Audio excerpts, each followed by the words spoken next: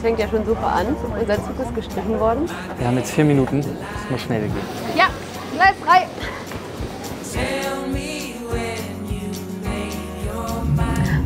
Da hinten kann man den Gletscher sehen. Guck dir das an. Ich habe sowas noch nie gesehen. Beeindruckend. Das sieht man jetzt von hier aus nicht, aber die sogenannte Madonnina, die sitzt oben auf dem Dom drauf.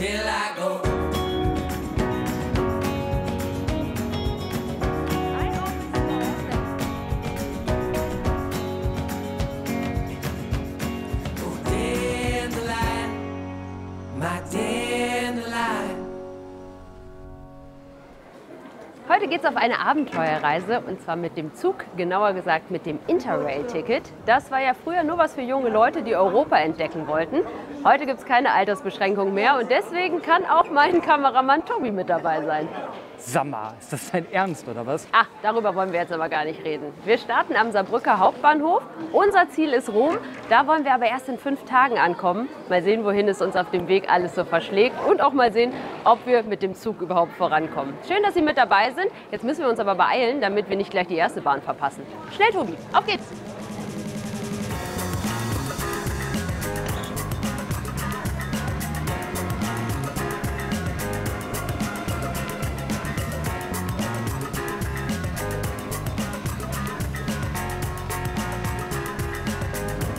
Das Interrail-Ticket funktioniert folgendermaßen. Man bucht ein Ticket für einen Monat und wählt dann seine Reisetage aus, also die Anzahl. Danach richtet sich auch der Preis. Wir haben 4 Tage gebucht für 258 €. Ich glaube, günstiger kommt man kaum ans Ziel.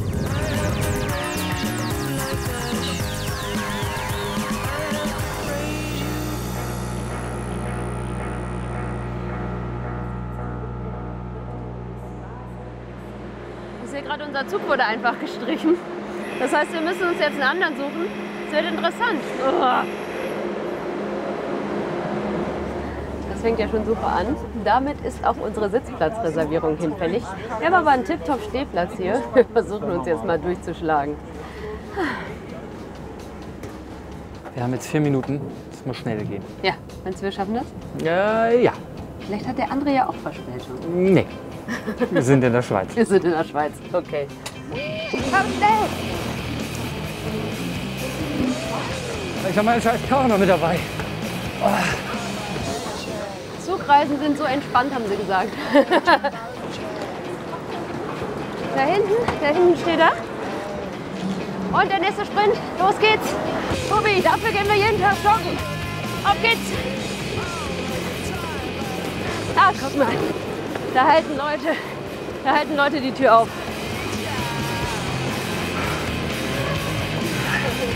Okay.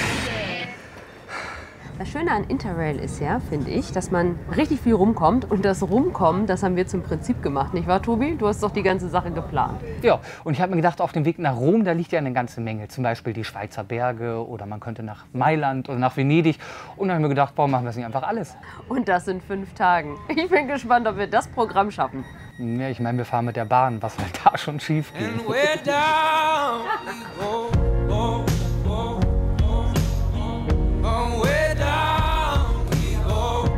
Wir sind an unserem ersten Stopp angekommen in Chur. 8 Stunden Bahnfahren liegen hinter uns. Ich fand es ein bisschen stressig, muss ich sagen. Ich hoffe, es wird die nächsten Tage entspannter. Aber jetzt erstmal schön ins Hotel, Tobi, oder? Ja, ich weiß nicht, ob das, was ich da gebucht habe, man das als Hotel bezeichnen kann.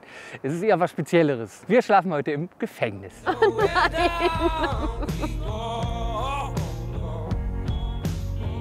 Der Sennhof war mal ein Gefängnis und haben sie gerade erst umgebaut zu einem Hostel.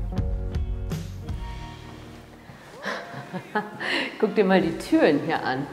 Das sind noch die richtig originalen Türen. Mit Essensklappe. Ja, Ja, und man kann nicht mehr durchgucken. Geh du mal vor.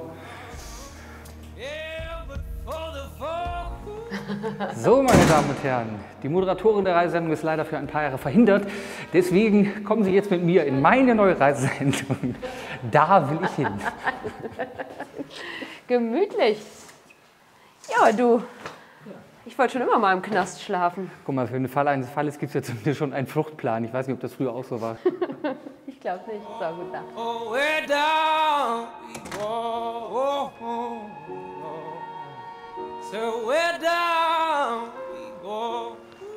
Und so sieht der Knast am Tag aus. Wir wurden zum Glück wieder entlassen. Deswegen können wir uns jetzt noch die Stadt angucken, denn Chur ist die älteste Stadt der Schweiz. Los geht's. All alone she moves into a broken paradise surrounded by the colored lights. All alone she moves into a paradise without day and without night.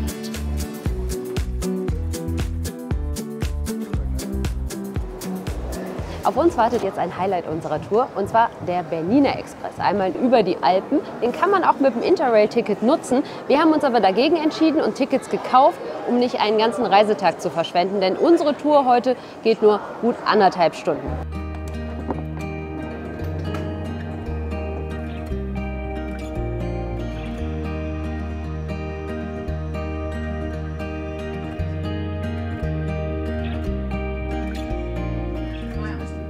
Guck dir das an, wie tief das da runter geht.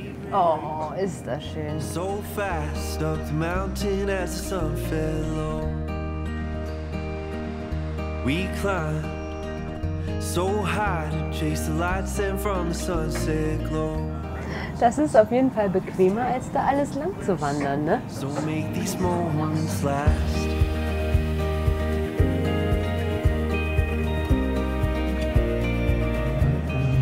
Ich habe mir ein bisschen was zum Bernina Express angelesen. Wusstest du, dass diese Strecke Welterbe ist und dass sie durch 55 Tunnel führt? Da müssen wir uns nicht wundern, wenn hier alle ein paar Meter einer kommt. Und über sage und schreibe 196 Brücken.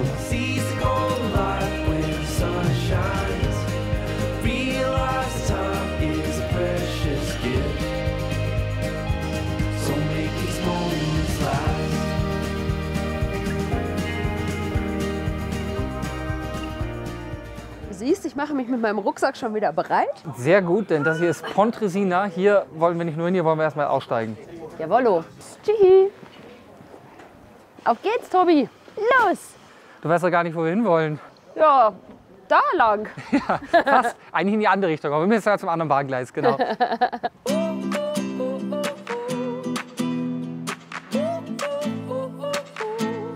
I just close my eyes to feel it all.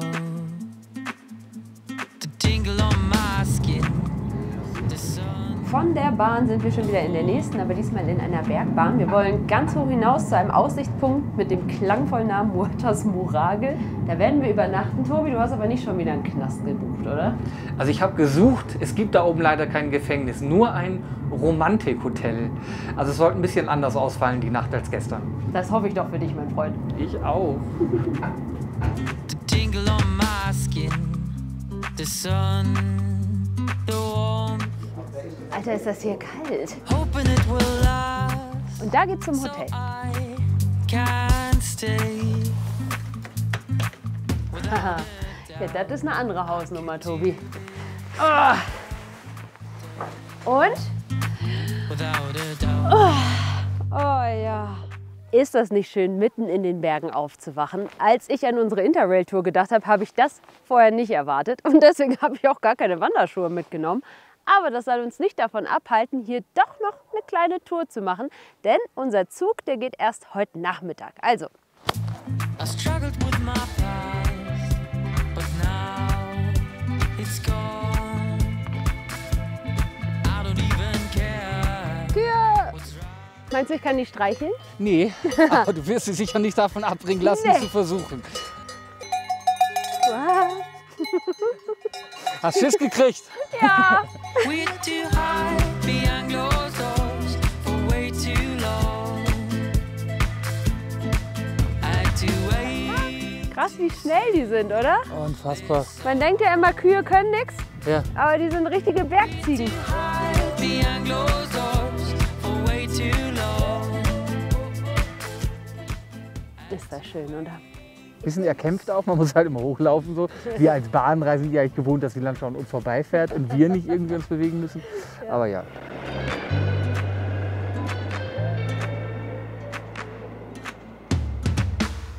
Ja, und auch das gehört mit zur Interrail-Tour. Ein bisschen zu früh am Bahnhof sein, ein bisschen rumhängen, ein bisschen auf Züge warten. Aber gleich steigen wir wieder in den Bernina Express. Aber so lange noch ein bisschen dösen, ne?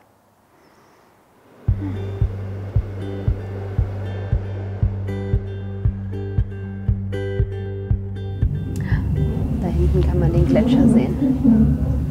Cool. Follow the sun. Guck dir das an. Which way the wind blows. Wow. Ja, das ist so krass. Sieht so unecht aus, ne? Wie eine Fototapete, aber eine sehr schöne Fototapete. Die Wasserfälle auch, die da hinten runterkommen.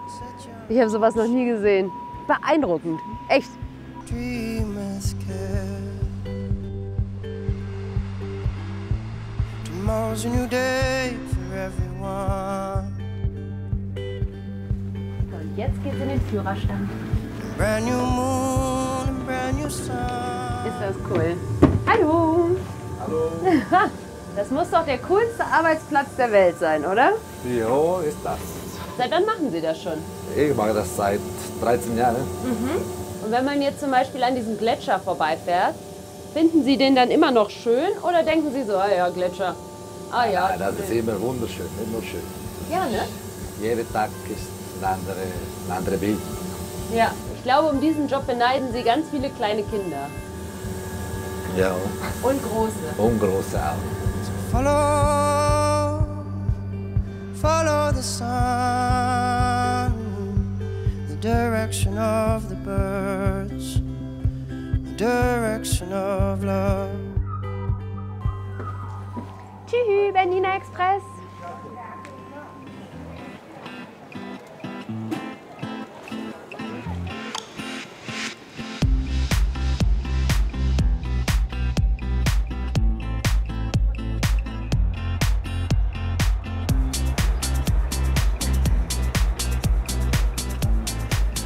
Was für ein Kontrastprogramm. Heute Morgen noch in den Bergen, in der Ruhe und jetzt in der Großstadt. Und den Pulli, den brauche ich auch nicht mehr. Aber ich bin ganz schön durch. Tobi, du auch, ne? Ja. Ja. Ab ins Hostel. Gute Nacht.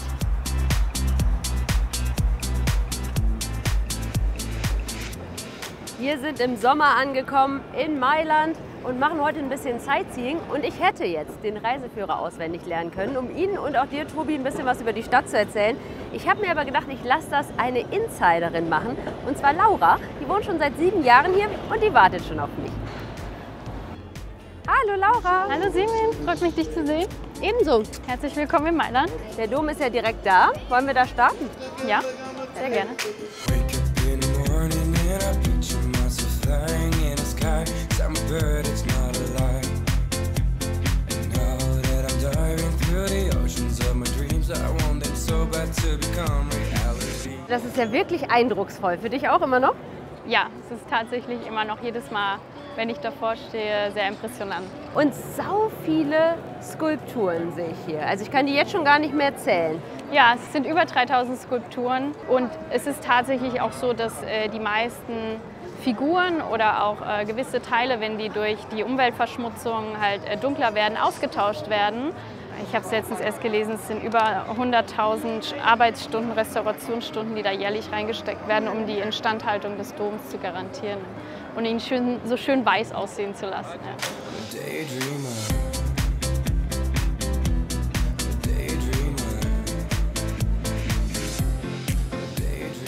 Also ich bin wirklich beeindruckt. Ich finde das so schön. Ja, das ist die Galleria Vittorio Emanuele. Und die ganzen Luxusmarken sieht man hier. Prada, Louis Vuitton, Dior. Was für einen Stellenwert hat denn die Mode in Mailand? Die Mode, also Mailand ist die Modemetropole und jeder will daran teilhaben und es ist schon sehr wichtig. Mhm. Und jetzt arbeitest du hier als klassische Schneiderin? Ja, Richtig? Herrenschneiderin, genau. Wie ist das so, wenn man als Deutsche nach Mailand kommt, in die Modemetropole? Sagen dann die Mailänder, ja, herzlich willkommen, oder? Also es ist tatsächlich so, mit einer deutschen Ausbildung, mit einer Handwerksausbildung ist es eigentlich relativ leicht, hier Fuß zu fassen. Natürlich gibt es Vorurteile gegenüber den Deutschen. Wir sind technisch sehr gut. aber ästhetisch einfach eine 0. Bitte? Und hier sieht man schon den Unterschied zwischen Deutschen und Italienern. Ich trage die ollen Birkenstock und du die Designerschuhe. Muss ich mich schämen mit diesen Schuhen hier? Nein. Werde ich dann böse angeguckt? Nein, absolut nicht. Aber du würdest es nicht anziehen. Ich würde es tatsächlich nicht anziehen. Damit kann ich leben. Ich bin ja auch eine Interrailerin, ne? Ich mag's bequem. Daydreamer, Die sind ja süß. daydreamer. Da hat man ein super Erlebnis und eine Stadtrundfahrt gleichzeitig. Und das auch noch für wenig Geld.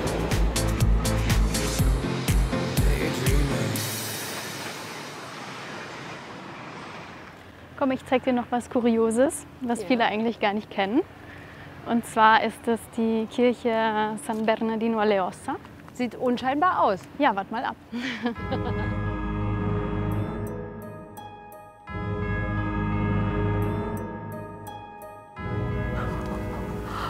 Wow. Oh, das ist sehr gruselig. Sind die alle echt? Ja. Echte Knochen und Schädel? Ja, als Dekoration sozusagen. Und ja, es gibt eine Legende, die besagt, dass am 2. November sich diese Knochen wieder zusammensetzen und dann Geräusche aus diesem Beinhaus hier rauskommen. Gruselig. Gott sei Dank haben wir nicht November. Aber ich kriege eine Gänsehaut. See my baby in the afternoon. When I leave here, gonna live with you. I'll be back on the 1st of June. Will you hold my boots? Was liebst du denn an dem Lebensgefühl hier? Das ist generell so der Alltag. Einfach dieses gelassenere und ja, nicht so strenge Arbeit nach Hause und wieder zur Arbeit, sondern dass es noch mehr gibt. Könntest du dir denn vorstellen, irgendwann wieder nach Deutschland zurückzugehen? Ehrlich gesagt gar nicht. Das wäre tatsächlich für mich wie Auswandern jetzt. Und Auswandern ist da das richtige Stichwort. Du musst es nicht, aber wir müssen es. Unser Zug geht nämlich gleich. Vielen Dank, dass du uns rumgeführt hast heute. Ja, danke für euren Besuch und eine gute Weiterreise. Und bis zum nächsten Mal. Bis dann. Ciao, ciao. Ciao. So wake Oh, me du musst auch mit, Tobi. Auf geht's. up, brush my hair. Mailand in gut 20 Stunden kann man machen, ist aber ein Ritt. Ich glaube, wir kommen wieder und gucken uns die Stadt noch mal genauer an. Aber jetzt erstmal Next Stop Venedig. Ich freue mich drauf. Till I go.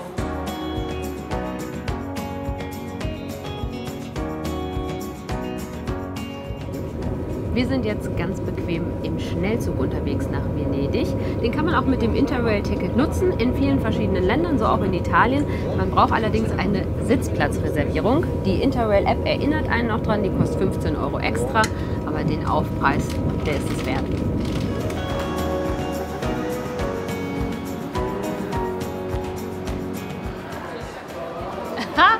Das ist wie im Fernsehen. Genau so kennt man Venedig aus Kinofilmen. Gerade erst angekommen, habe ich schon 2 Interrailerinnen getroffen. Wir erkennen uns ja an unseren großen Rucksäcken. Hallo ihr 2. Hallo. Ihr seid auch gerade in Venedig angekommen. Ja, genau. Vor etwa 20 Minuten. Wie war eure Route bisher? Wo seid ihr überall lang? Also zuerst sind wir nach Prag gegangen, dann nach Wien, Budapest, dann nach Zagreb, dann nach Rijeka und jetzt sind wir hier. Und danach geht es noch nach Rom und dann geht es wieder heim. Also wir sind insgesamt 3 Wochen unterwegs. Es ist ja auch so ein bisschen, also dieser Interrail-Pass als Abenteuer überschrieben. Ist es ein Abenteuer für euch gewesen bisher? Auf jeden Fall, ja. Also man erlebt halt vieles, was man ansonsten bei einem normalen Urlaub jetzt nicht wirklich erleben würde. Man trifft sehr viele neue Leute, so auch selber die Interrail machen. Und man kommt leichter ins Gespräch als beim normalen Urlaub und verbringt dann auch mit Leuten Zeit, die man eigentlich gar nicht sonst kennen wird. Und das ist auf jeden Fall sehr interessant. Cool, dann wünsche ich euch noch eine gute Weiterreise. Vielleicht sehen wir uns ja noch in Rom. Und ansonsten macht's gut. Tschüss. Bis dann. Ciao. See my baby in the afternoon. When I leave here, I'm gonna live with you. Als ich vor der Reise erzählt habe, dass wir auch einen Stopp in Venedig machen, da hat eine Freundin zu mir gesagt, weißt du was, ich kenne da jemanden, Marco, der ist Tourguide hier, der hat bestimmt Lust, euch ein bisschen die Stadt zu zeigen. Und den suche ich jetzt mal in diesem ganzen Gewimmel. There's a place I go to when no one knows me. Hi. Oh, ciao. Ciao. Ciao, Bella. Schön, dich zu sehen. Auch schön, dich zu sehen. Willkommen in Venedig. Willkommen in San Marco. Was für ein Zufall. Bist du bereit für die Tour? Okay. Counting stars and finally sleep. Let it wash over me. I'm ready to lose my feet. Take me off to the place where one reviews life's mystery. Steady on down. Es gibt nur 4 Brücken über den Canale Grande. Das heißt, manchmal muss man Umwege laufen oder sich über die Brücken quetschen. Aber zum Glück gibt es hier auch öffentliche Verkehrsmittel. Und wir sind hier in Venedig, also sind das Boote. You have public transport for getting over the... Exactly. Genau so ist es. Es gibt hier die Traghetti.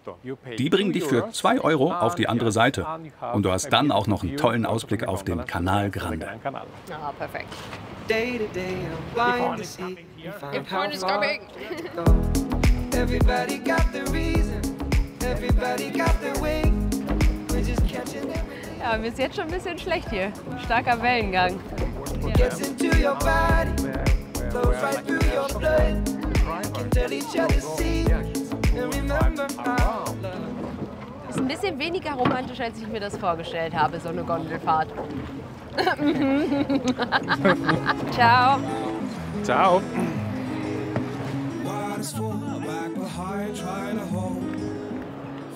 Wir sind hier auf einem der bekanntesten Plätze der Welt, dem Markusplatz. Aber sag mal, was hat es damit eigentlich auf sich? Der Markusplatz ist so etwas wie das Herz Venedigs. Das da vorne ist der Markusdom und darin liegen die Gebeine des Evangelisten Markus.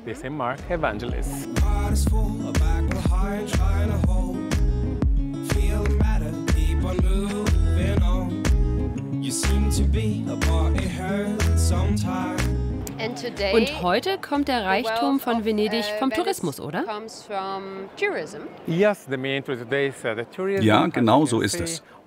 Jedes Jahr kommen mehr als 23 Millionen Touristen nach Venedig. Aber dadurch ist die Stadt auch ziemlich überlaufen. Viele Einheimische sind deswegen schon auf das Festland gezogen. Die Altstadt hat inzwischen nur noch gut 49.000 Einwohner. Das ist ein historischer Tiefstand. Es waren auch schon mal 180.000, dann 150.000 und dann immer weniger und weniger.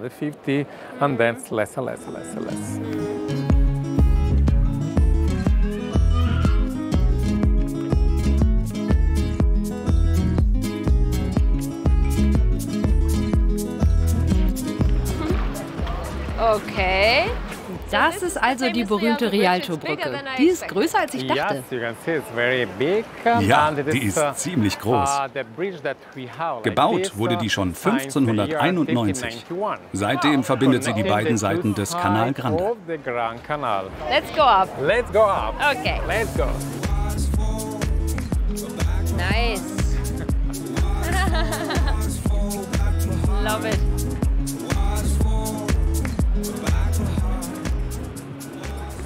Sag mal, das ist ja wohl nicht. Also. Ja.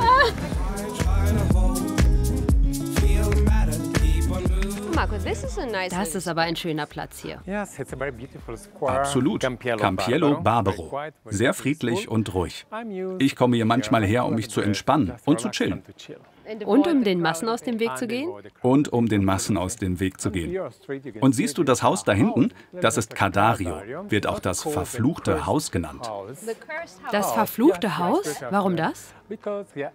Weil alle Besitzer, nur kurz nachdem sie das Haus gekauft hatten, überraschend gestorben sind.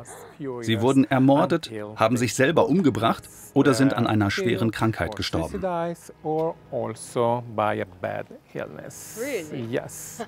Deswegen möchte nun niemand mehr das Haus kaufen.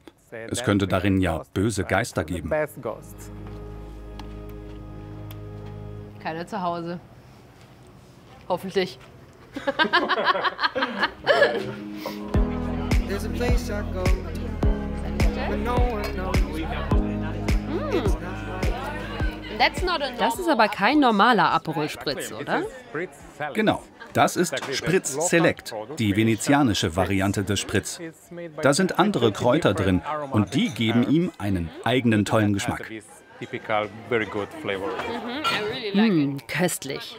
Marco, du bist hier aufgewachsen. Sag mal, wie war das? Wirklich sehr schön. Man ist die ganze Zeit von dieser unglaublichen Schönheit umgeben, den Kanälen und so weiter. Also es ist wirklich toll hier. Eine ganz andere Atmosphäre als in anderen Städten. Und ich fühle mich hier schon fast wie eine Venezianerin mit diesen kleinen Leckereien und dem Spritz Select.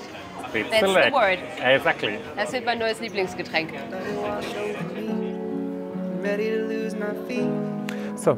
Das ist das Ende von unserer Tour. Danke, dass du uns Venedig gezeigt hast. Danke, dass ihr da wart. Vielen Dank. Das hat wirklich Spaß gemacht. And See you. see you soon. See you soon. Bye. Und wir genießen jetzt noch unseren letzten Abend in Venedig. Nicht wahr, Tobi? Yes. Jawohl. Everybody got the reason, everybody got the way. We're just catching and releasing what builds up throughout the day. It gets into your body and it flows right through your blood. We can tell each other secrets and remember how to love. Da da dum da dum dum dum. Da dum dum dum. Da dum dum. Venedig in einem Tag, das geht und es lohnt sich. Es ist wirklich wunderschön hier und wie Marco gesagt hat, es ist, als würde man durch ein Freilichtmuseum laufen. Morgen dann unsere nächste Station, dann geht's auf nach Rom.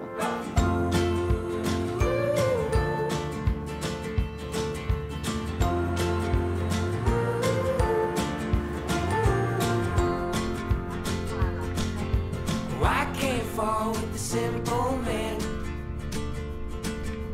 Hang my head on the railroad bend. Wir haben es tatsächlich geschafft, wir sind in Rom angekommen und wir wollen uns die Stadt natürlich angucken. Und wir starten mit dem Staat in der Stadt, dem Vatikan.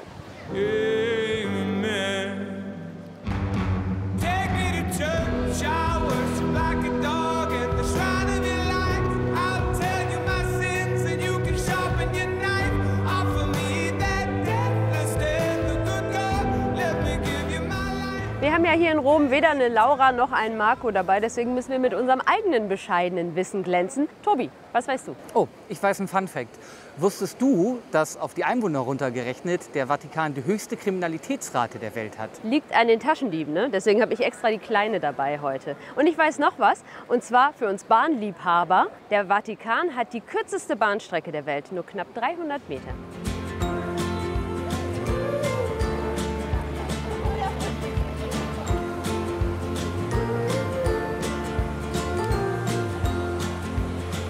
Es muss nicht immer der Trevi-Brunnen sein, der ist sowieso viel zu überlaufen. Hier auf der Piazza Navona, da gibt es gleich 3 Brunnen und einer schöner als der andere.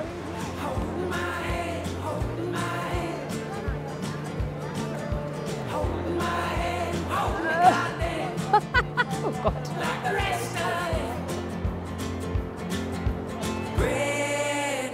Das Pantheon, das darf natürlich nicht fehlen bei einem Rom-Besuch, ist eigentlich mal gebaut worden zu Ehren der römischen Götter und dann wurde es irgendwann zu einer Kirche.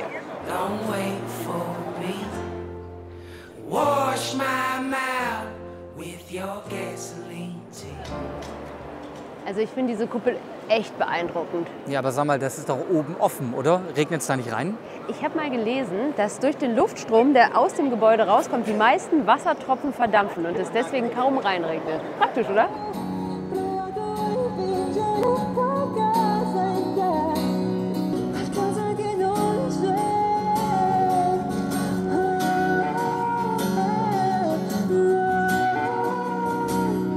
Der Tag in Rom geht zu Ende und damit endet auch unsere Sendung. 6 Tage lang, 5 verschiedene Orte, so viel erlebt. Tobi, kannst du dich noch an alles erinnern? Ja, ich bin mir nicht sicher, aber ich glaube, wir waren noch mal in den Bergen, oder? Ja, das fühlt sich an, als sei das schon eine Ewigkeit her. Aber ich muss sagen, im Großen und Ganzen sind wir doch gut durchgekommen. Ja, das stimmt. Das Einzige ist vielleicht die Sache mit dem Gepäck.